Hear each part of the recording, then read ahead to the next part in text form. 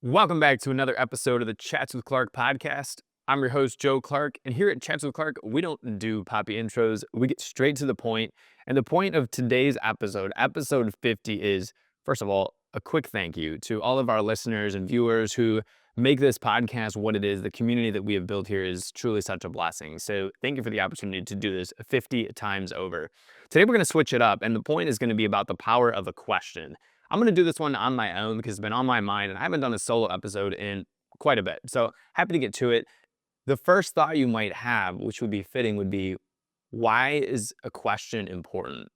Why does it matter, right? Fitting. Well, let's get it from Einstein first. He says, learn from yesterday, live for today, hope for tomorrow. The important thing is not to stop questioning.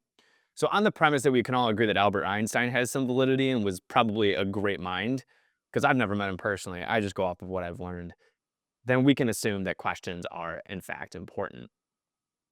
To me, as a society, I don't think we ask questions enough. I think generally speaking, we've kind of shifted our maybe behavior to just tell. We tell all the time. We go around and we tell. We post to social media. We tell. It's all telling. We just tell. And everything that we feel, we put out there. As opposed to this notion of maybe asking a question, sitting back, and perhaps the analytical approach, which was definitely more prevalent prior to now. So, with that being said, I really think that asking questions is a practice. I think there's an art to it. Anyone who has performed an interview, whether it's from a job HR perspective to sitting at a desk in like a news anchor setting, or even like me on a podcast, I think you know very well that it's a practice. It's something that you must do repetitively, strategically to get better at it. And so, really, at the root, I think questions are designed to gather more information. So it's this idea that we can take some knowledge of whatever it is that we're questioning or talking about or discerning, and then formulate a thought relevant enough to push for more. And pushing for more is always beneficial to help us grow, to help whatever the idea is get bolstered, but also it allows us to know how to act. Furthermore, I think questions are the basis of a story. I think we look at this in much cinema, literature, and so on, right? Like take the Star Wars series, the original three. I think one of the big premises is Darth Vader Luke's father?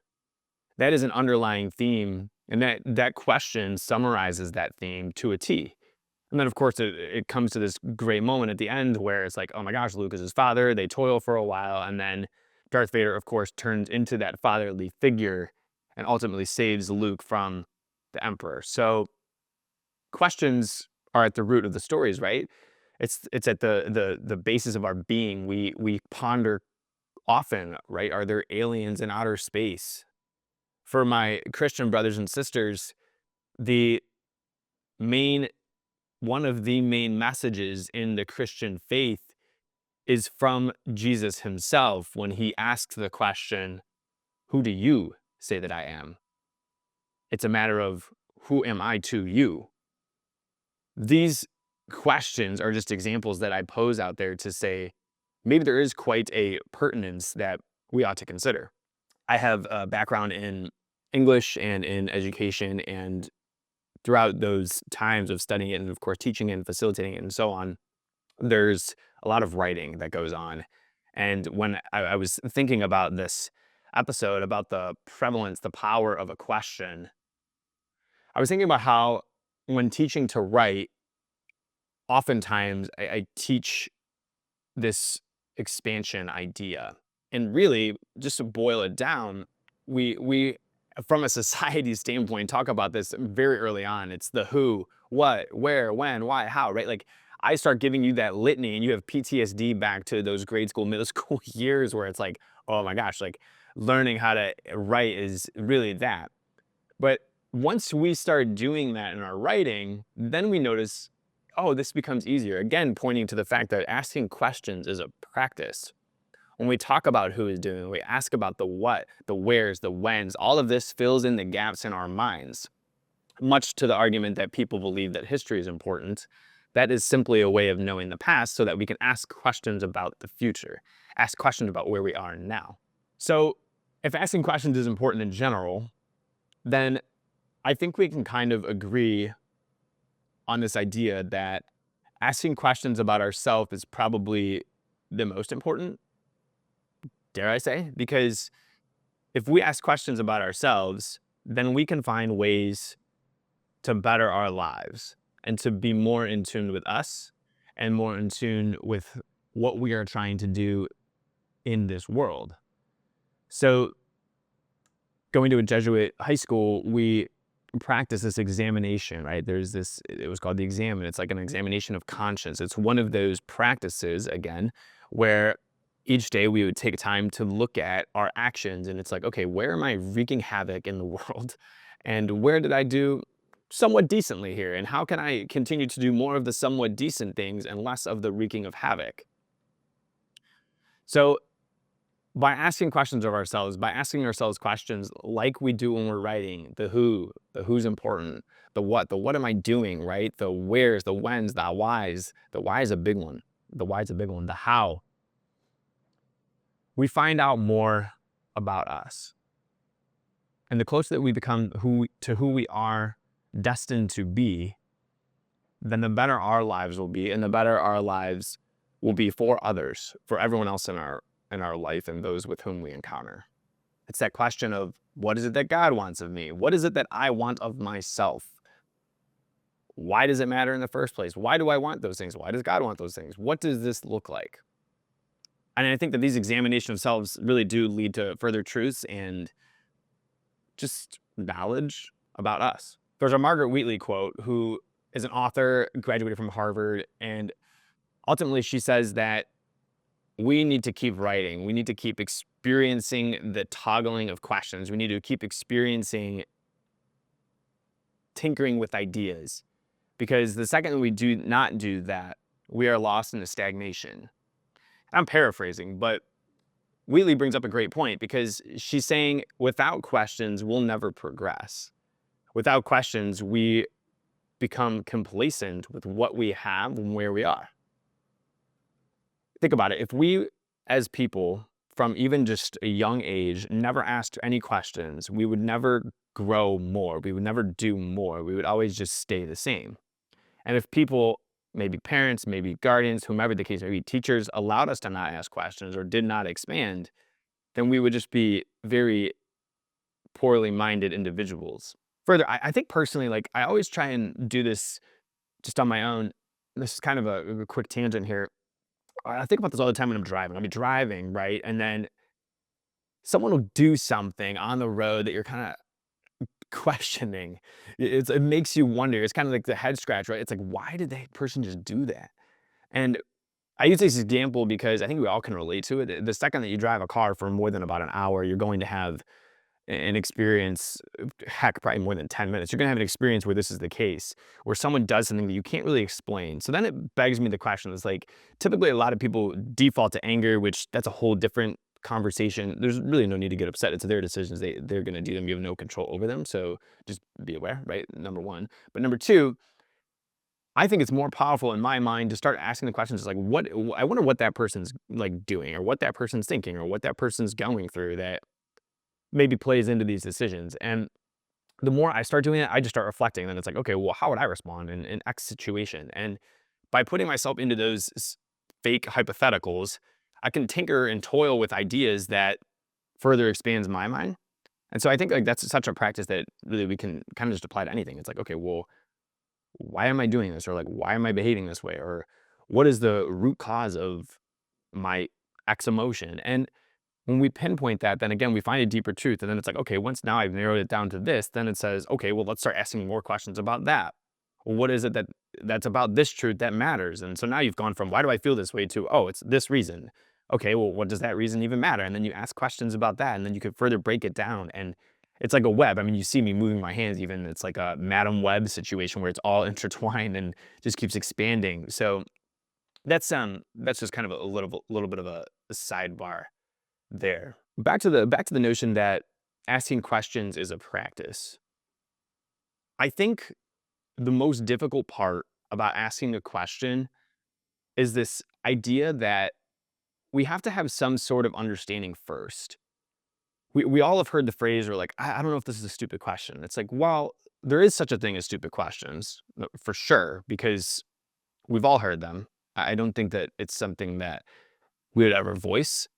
Um, but it's a stupid question sometimes when we take information that is apparent or that is crass or something to that effect that is amiss in some way and pose a question on that because it's like you have a shaky foundation. So what I'm getting at is that foundation of our question really does matter. And so insofar that we're going to practice the act of questioning, we also have to practice the idea that that retention of some knowledge of some sort to ask a question in the first place.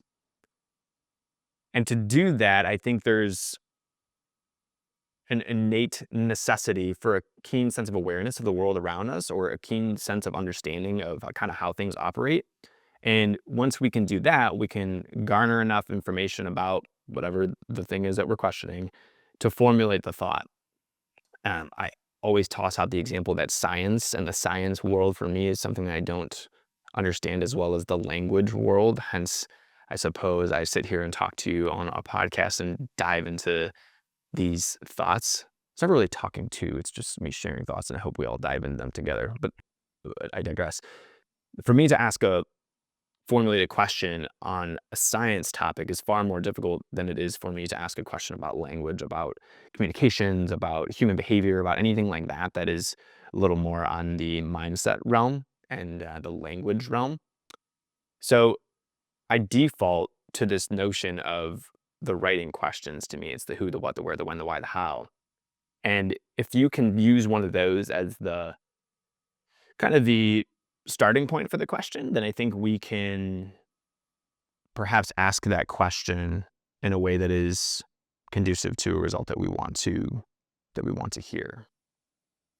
But feel like we have to have enough information to even know what we're talking about. Like so much so to even ask the question in the first place, it's kind of like a tool in a way to help us expand from the spark notes of our knowledge to getting the whole book. I think that's maybe an analogy that's not perfect, but does at least make the point. And one of the final aspects about this that I've kind of been tinkering with is much like everything, there are degrees to it. There are degrees to questions. And again, I guess it kind of ties into the writing thing, that ties into the stupid questions idea. There are definitely degrees to questions. Some questions are better than others. Just from an interpersonal standpoint, think about when you ask yourself, it's like you ask yourself a yes or no question, or you ask yourself a question along the lines of the whys. I mean, these are questions that vary in severity and vary in the ways in which we can open our minds and the what can be revealed to us, right? So one of the basic premises of this podcast has always been that if we find out what's behind our actions, we find out what's behind our interests, the rationale behind each of these things, the whys again, we have the ability to form deeper connections than if we just go off the basic simple things of say, hey, we both like football or whatever the case may be. It's the why do we both like football that is deeper rooted. So to me, asking questions about roots, again, that foundation is some of the best questions and some of the ways that we can scaffold whatever the idea is that with which we're asking questions. So when we look around us, there's a lot happening all the time. Our brain's taking in so much. And with all of the things that we place upon ourselves as important, I think being able to ask a question should be near the top for a lot of reasons. And hopefully we've kind of dove into some of them. And the last point that I think is incredibly powerful, again, important. I wish I had a better, more stinging word, but when you ask a question, it's not so much to others. It's not so much about yourself anymore. And so often, I guess, in society, we all get wrapped up in, again, ourselves. We're in a telling society. What we do is we tell. We say, we tell. And instead, when we ask a question, it shifts the lens of focus off of ourselves, which maybe for 2 seconds might be a really freaking good thing. So there's a lot of value in that. It's inherently more humble, I think, to ask than it is to tell. And there's nothing wrong with a little humility. So I feel like as our society is really focused on just putting information out there, mass overload of information, there's importance in stepping back, analyzing, asking a question, and allowing conversation to flow that way. I guarantee in our lives, the more questions we ask, the better conversations we have, the more questions we have, the deeper our relationships will be. The more questions we ask of ourselves, the better versions of ourselves we will become.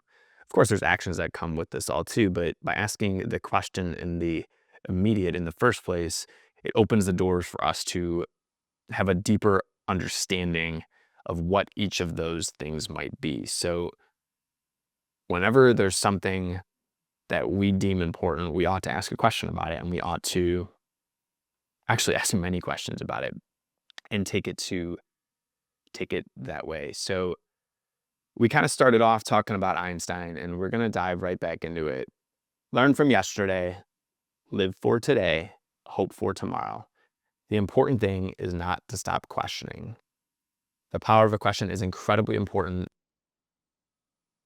The power of a question is the bane of our being. It's why am I here? What is my purpose here? Who am I supposed to be? How am I supposed to do it? When? Probably now. Where? Probably here.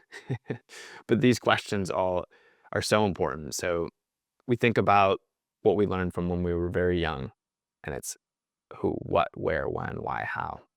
We focus on the roots of things. We look at them and say, I have this understanding of whatever at a base level. How can I scaffold it? And again, this can be applied to our relationships, to ourselves, to that with which we toil, to whatever our job is. And by asking questions, we will live more fruitful lives. As always, I thank you for tuning in to episode 50, which was definitely a different pace, a different speed than what's been typical on Chats with Clark. I really encourage you to go and check out the other 49 episodes that have led up to this. I am beyond grateful and blessed to have had many wonderful guests on the podcast, and will continue to do so throughout, hopefully, the years to come. That is the goal. So God willing, right? May we all think about the power of a question. May we all ask great questions of ourselves and of each other. The only thing that I really hope you don't ask a question about is going and hitting that subscribe button if you haven't already. I am immensely grateful for the production team at Straw Hat Media for all that they have helped me to do in producing this podcast, and of course the clips that we come to you with. So thank you to all who have listened. I am your host, Joe Clark, hosting episode 50 of Chats with Clark regarding the power of a question. Thanks for tuning in, and we'll see you next time.